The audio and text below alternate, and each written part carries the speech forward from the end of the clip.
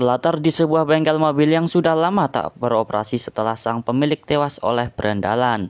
Sementara pria ini adalah mantan mekanik di sana yang kini masih berstatus sebagai tahanan penjara atas pembunuhan terhadap si berandalan yang menewaskan majikan bengkelnya tersebut. Pria ini bernama Frank dan perkenalkan juga ini pacarnya bernama Melissa. Diketahui, Frank ini mendapat waktu cuti 24 jam untuk menengok kembali bekas tempat kerjanya sekaligus menemui Melissa yang konon mereka akan segera melakukan pernikahan jika saat nanti Frank sudah resmi dibebaskan. Sebelum kembali lagi ke penjara, Melissa sempat memberi Frank sebuah kalung kesayangannya sekaligus tanda mata agar selamat berada di dalam penjara. Frank selalu teringat padanya. Kedekatan Frank dengan para petugas lapas memang jelas terlihat, begitu pula dengan semua napi yang sudah sama-sama mengenal sosok baiknya. Namun setelah semalam tiba, suasana di sana mendadak berubah ketika satu rombongan petugas datang yang dengan tiba-tiba menjemput paksa si Frank untuk dipindahkan ke penjara lain yang bernama Gateway.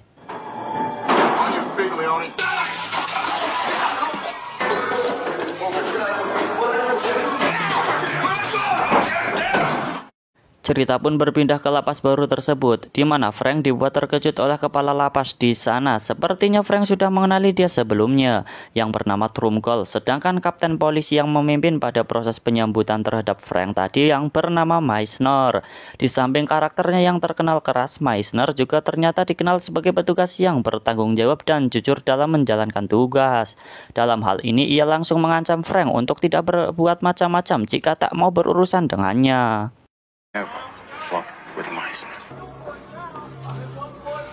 Pada suatu saat ketika semua napi dikeluarkan dari selnya masing-masing, dalam keadaan masih terborgol, Frank digiring ke sebuah ruangan khusus untuk menghadapi Trumgol, di mana kita juga diperlihatkan pada seorang napi terkejam yang kemudian diangkat jabatannya oleh Trumgol menjadi Algojo. Diketahui bahwa rupanya si Trumgol sangat membenci Frank dan itu berawal sejak kisah pada 5 tahun yang lalu. Ketika keduanya masih berada pada penjara yang lama, Trumgol yang kala itu masih menjabat sebagai kepala lapas harus dimutasi ke penjara dengan tatanan terkacau ini, dikarenakan dianggap telah membiarkan Frank yang sempat kabur dari lapas untuk menghadiri upacara pemakaman ibunya. The worst shithole in the system. Months could be a lifetime. Anything can happen. Berhubung sebentar lagi Frank akan segera dibebaskan, maka dengan segala cara Trumgol pun berusaha untuk bisa membalas sakit hatinya kepada Frank selama waktu menjelang pembebasan tersebut. You could imagine.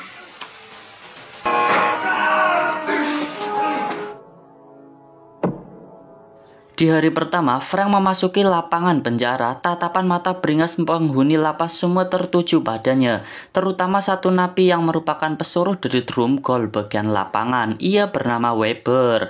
Ketika terjadi perselisihan dengannya, Frank mendapat sedikit pembelaan dari satu napi lain. Meski akhirnya Frank tetap dihukum untuk membersihkan semua lantai penjara. Sejalan dengan itu, Frank diajak berteman oleh seseorang bernama Dallas. Lalu ia diperlihatkan gambar denah tentang penjara tersebut. Berikut sebuah jalan tikus yang bisa saja mereka gunakan untuk kabur dari sana. Namun Frank sendiri tak menyarankan itu, mengingat medan yang sangat berbahaya bagi keselamatan mereka berdua. Setelah saling kenal, Frank lantas diajak menemui seorang pengelola bengkel penjara yang bernama Eccles. Harapannya Dallas ingin agar Frank ikut bekerja bersamanya di bengkel tersebut. Namun karena setahu Eccles bahwa Frank ini adalah napi yang paling bermasalah, maka ia pun tak mau ambil resiko dan langsung menyuruh Frank pergi saat itu juga. Di sisi lain, rupanya Melissa telah menyematkan datang untuk menjenguk Frank. Sambil terheran-heran, ia mempertanyakan kenapa Frank dipindahkan ke penjara seperti ini, sampai-sampai dilarang untuk mendapat kunjungan sama sekali. Saat jam makan siang tiba, Dallas memperkenalkan Frank kepada satu teman bengkel yang dikenal dengan panggilan Freeze. Ketika mereka asik mengobrol, tiba-tiba saja terjadi sebuah keributan antara sesama napi, yang kemudian memaksa para sipir datang untuk mengatasinya.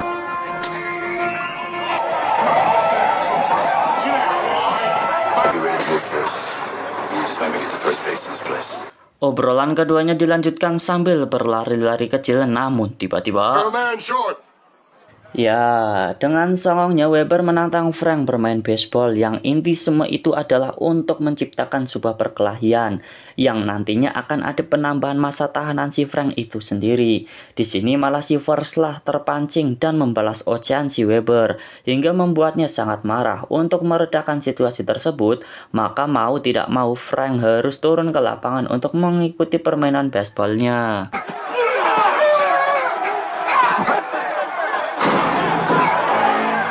Berkali-kali Frank terjatuh akibat serobotan Weber dan timnya memang sengaja ingin membuat dia marah.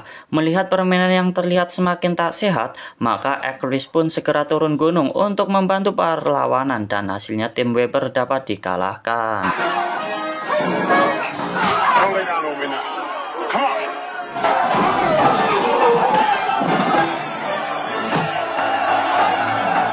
Usai menelan kekalahan di lapangan, Weber yang memang telah ditugas sebagai pengacau ini pun lantas mengejar Frank. Bahkan kalung pemberian Melissa pun dijamretnya juga. Sayang ketika penganiayaan itu terjadi tak seorang pun yang berani melerai karena merasa takut dengan kehadiran sang algojo.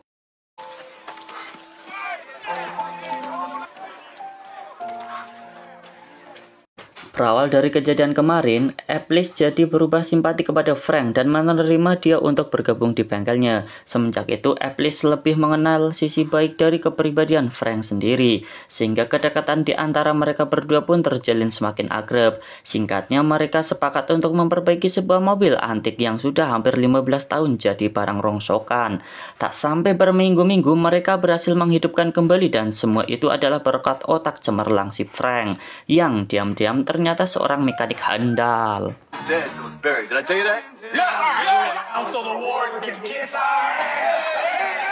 Di saat mekanik lainnya sedang istirahat, Vers bercerita kepada Frank bahwa ia sudah 20 tahun lebih belum pernah mengendarai mobil sekalipun.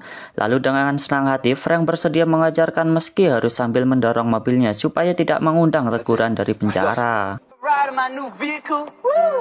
Tak puas dengan hanya menyetir mobil, Vers lantas membujuk Frank untuk memulai menyalakan mesinnya dan kemudian diizinkan untuk itu. Tetapi tiba-tiba...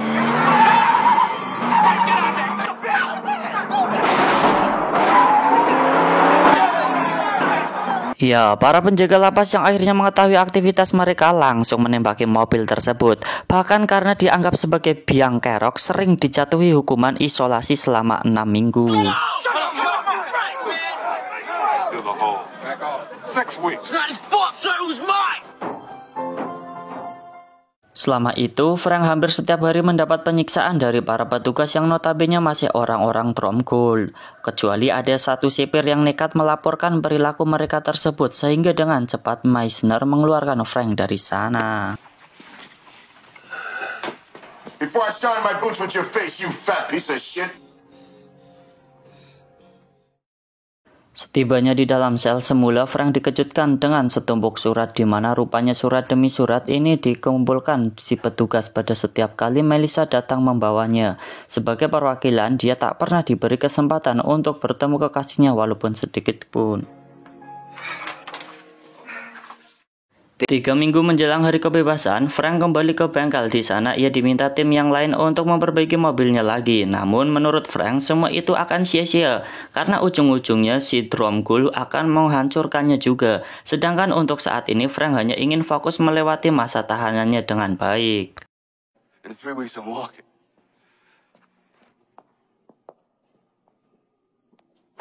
Mengetahui Frank telah dibebaskan dari hukuman isolasi, Tromgul lantas memarahi Weber yang dianggap tak becus mengurusnya. Dari itu Weber dituntut untuk terus memancing keributan dengan Frank, dengan tujuan supaya Tromgul dapat alasan yang lebih kuat untuk tetap memenjarakannya lebih lama lagi. Dalam rangka tersebut, Weber CS berusaha mencari celah untuk membuat emosi Frank benar-benar terpancing.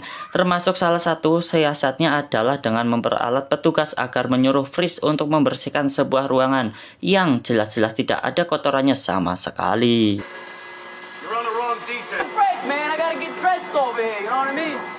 Disitulah pasukan Weber menjalankan rencana jahatnya, di mana Fritz yang hanya seorang diri pun lantas dihajar habis-habisan hingga tewas di tempat itu juga.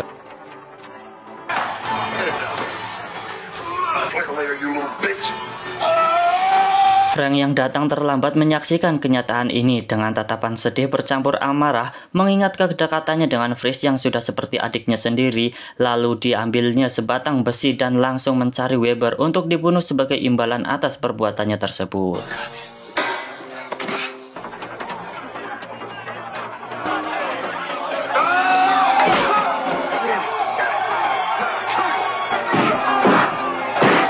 Dan ketika Weber berhasil dibuat tak berdaya, Frank akhirnya sadar bahwa ini adalah jebakan Dromgold supaya ia mendapat hukuman yang lebih berat. Dari situ maka Frank pun memilih untuk mengurungkan niatnya. Namun tiba-tiba ya, seseorang menusuknya dari arah belakang hingga tak sadarkan diri. Dalam beberapa hari, Frank harus terbaring di ranjang klinik untuk merawatan lukanya. Dan betapa kagetnya ia ketika melihat kedatangan Melissa yang pada akhirnya diberi akses untuk bisa bertemu langsung dengannya. Walau hanya sekejap, pertemuan itu sangat berarti bagi Frank dan cukup membuat penyembuhannya terasa berjalan lebih cepat. Namun setelah itu ia dikejutkan dengan kedatangan seorang napi yang akan dibebaskan pada hari esok, di mana ia mengaku telah diperintahkan untuk memperkosa dan membunuh seseorang yang tak lain adalah Melissa. Get an extra 100 every time she screams. Teringat apa yang pernah dikatakan Dallas soal jalan tikus, maka Frank pun lantas meminta dituntunnya melewati jalan tersebut agar ia bisa keluar dari penjara pada malam itu juga. Tapi rupanya Dallas mengkhianati Frank karena tergiur oleh janji akan dibebaskan oleh Dromgold. Kecewa karena telah dibohongi, Dallas pun memutuskan untuk berontak terhadap Dromgold, namun dia malah lebih dulu dikeroyok oleh para petugas, sampai akhirnya ia pun tewas termakan oleh kebodohannya sendiri. Di sisi lain, Frank diseret petugas untuk kemudian disiksa dengan semburan uap panas. Tetapi di sini Frank benar-benar bangkit melakukan perlawanan dan satu persatu petugas pun berhasil dihabisinya, sebelum kemudian dia melanjutkan pelariannya menuju atap penjara.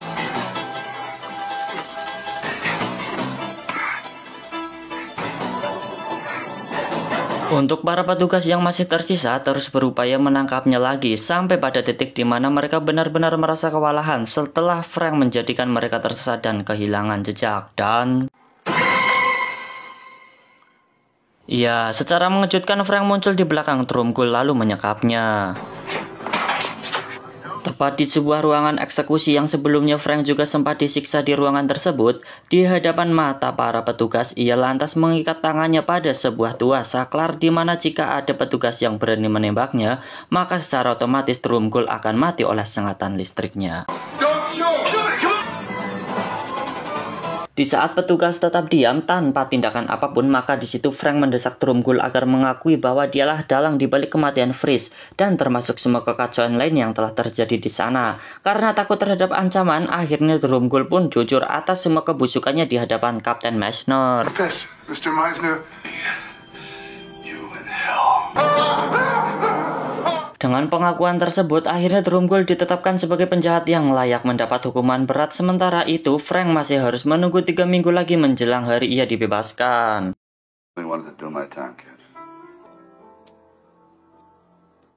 Tak terasa waktu 3 minggu pun berlalu. Semua napi penjara Gateway berkumpul turut merasakan kegembiraan Frank yang hari itu divonis bebas dari semua tuntutan hukumnya. Meski di sisi lain, Eccles tentu akan merasa sangat kehilangan karena harus merelakan sahabatnya pergi lebih dahulu.